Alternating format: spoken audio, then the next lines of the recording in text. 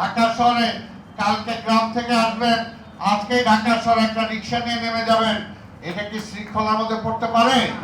এটা শৃঙ্খলায় পড়ে না। ঢাকা সিটি কর্পোরেশনের আওতাধীন কি আপনারা আছেন? আসতে চান? আসতে চান? কারণ পুরনো রিক্সা যারা আছে তারা যেগুলো রেজিস্টার্ড ছিল, আপনারা যদি চান আপনাদেরকে রেজিস্ট্রেশনের আওতায় আসতে হবে। যদি ব্রেক ছাড়া একটা রিক্সা চলে, এটা কি হইতে পারে? এটা তো হইতে পারে না। কিভাবে ব্রেকটা দেওয়া যাবে সেই সিস্টেমটা আপনাদের মধ্যে থাকতে হবে। আজকে ঢাকা শহরের এই অবস্থা, যে অবস্থা, এই অবস্থা চলতে পারে না। এই অবস্থার পরিবর্তন দরকার। এই অবস্থার পরিবর্তনের ব্যাপারে আজকে রিক্সা চালক, ভ্যান চালক, আজকে অটো চালক যারা আছেন, আপনাদেরকে দায়িত্ব নিতে হবে। আপনাদেরকে দায়িত্ব নিতে হবে। আপনারা দায়িত্ব নেবেন? কারণ যেভাবে বিশৃঙ্খল অবস্থায় ঢাকা শহর চলছে, এইভাবে একটা জ্যামের জন্য আজকে ঘন্টার পর ঘন্টা মানুষকে রাস্তা অপেক্ষা করতে হয়। এইভাবে দেশটা উন্নয়নের দিকে যাবে না। আমরা চাই না রিক্সা বন্ধ হোক, আমরা চাই না অটো রিক্সা বন্ধ হোক, ভ্যান বন্ধ হোক, আমরা চাই না। কিন্তু আমরা চাই এটাকে একটা সিস্টেমের মধ্যে দিয়ে আসতে হবে, একটা নিয়মের মধ্যে দিয়ে আসতে হবে। আপনাদের আমরা কিছুদিনের মধ্যেই আমরা যেভাবে হকারদেরকে একটা শৃঙ্খলা আনার চেষ্টা করছি, ঠিক তেমনিভাবে আমাদের মাননীয় প্রধানমন্ত্রী আমাদেরকে নির্দেশ দিয়েছেন, আপনাদের রিক্সা, ভ্যান, অটো যারা আছেন এইটাকে একটা শৃঙ্খলার মধ্যে আসতে হবে। আপনাদেরকে আমরা রেজিস্ট্রেশনের আওতায় আনতে চাই। ঢাকা সিটি কর্পোরেশনের আওতাধীন কি আপনারা আছেন? আসতে চান?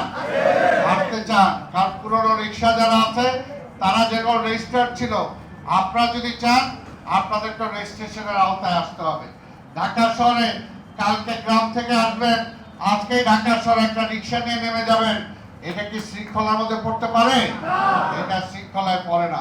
কাজেই আজকে কেরানীগঞ্জ থেকে আপনি ব্রিজ পার হয়ে ঢাকা শহরে এসে রিক্সা চালাবেন, এটা কি নিয়মের মধ্যে পড়তে পারে? এটা পড়তে পারে না।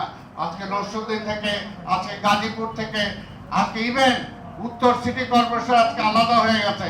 যার যার জায়গায় আপনার সেই জায়গায় গাড়ি চালাবেন, সেই জায়গায় রিক্সা চালাবেন। আমরা এটা নিয়মের মধ্যে, শৃঙ্খলার মধ্যে এনে দেব। ভ্যান চালক ভাইদেরও আমরা নিয়মের মধ্যে এনে দেব। আজকে এই নিয়মের মধ্যে যদি আসতে পারি তাহলে রাস্তার যানজট কমে যাবে। ফুটপাত আজকে জনগণের জন্য আমরা করেছি, কিন্তু দেখেন ফুটপাতে আজকে জনগণ চলতে পারে না। জনগণ অভিযোগ, আমরা অনেক জায়গা থেকে হকারদেরকে সেখানে তুলেছি, তাদের জন্য আমরা বিকল্প ব্যবস্থা করেছি। ঈদের জন্য আমরা কিছুটা স্থির ছিলাম, ঈদ চলে গিয়েছে, এখন সেটাকে আবার আমরা কার্যকর করার জন্য চেষ্টা করব। ঠিক আপনাদের রিক্সার জন্য, আবার অটো রিক্সা যারা আছে, যারা ব্যাটারি চালিত রিক্সা, এটা আপনারা কিছু মনে করবেন না। ব্যাটারি চালিত রিক্সার অনেকে ভয় পায়, অনেকে ভয় পায়, সেটার মধ্যে ব্রেক ঠিক মতো নাই, অনেক জায়গায় অ্যাক্সিডেন্ট হয়ে যায়। আপনাকে এটা চান? এটা তো জোরে বললেন না। এটা চান আপনারা? হ্যাঁ বলেন, কারণ নিয়মের মধ্যে আসতে হবে। যদি ব্রেক ছাড়া একটা রিক্সা চলে, এটা কি হইতে পারে? এটা তো হইতে পারে না। কিভাবে ব্রেকটা দেওয়া যাবে সেই সিস্টেমটা আপনাদের মধ্যে থাকতে হবে।